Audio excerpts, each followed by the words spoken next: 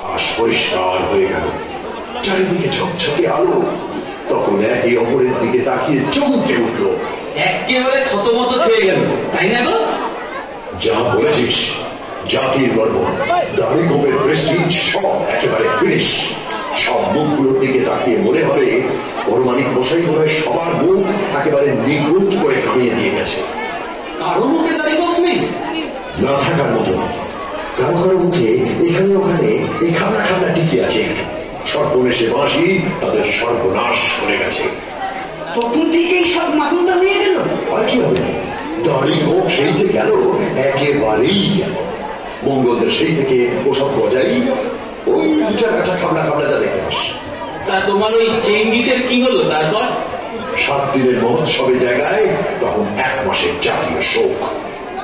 বাবা হ্যামলিনের বাঁশিওয়ালা তার সাথে চালাকি। তা তো হইল, কিন্তু চেঙ্গিসের কি হইল তারপর? কি আর করবে, সেই রাত্রে চেঙ্গিস দেশে এসে মানুষ মারতে বেরিয়ে পড়ল। বাঁশিওয়ালাকে পায় না, কাজে যাকে সামনে দেখে তার মুন্ডটি হঠাৎ। বুঝলি, এই হল বিয়ের ইতিহাস। তার যেন নাম বইটার? Storia di Foghera, Udice Rigonanza, by Selvica Mucci, 5th century BC. চমৎকার না? শুনলে এই শরীরে কেমন যেন একটা শিহরণ যায়।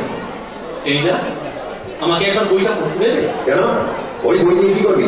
না, কত কিছু জানা যায়। আরে ওই বইটা তো ল্যাটিন ভাষায় লেখা, তুই নিয়ে কি করবি? ওটা একমাত্র টেনিদা পড়তে পারে। একটু মেরে চেলে দেখলে তো হিস্ট্রির সঙ্গে একটা টাচ হয়ে।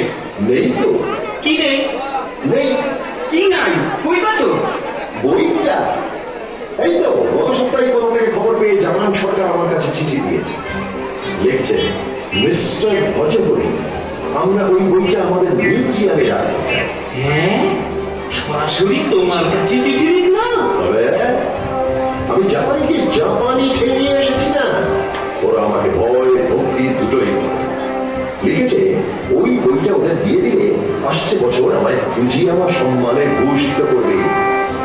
গত পরশুতে বইটা ওদের পোস্ট করে দিলাম।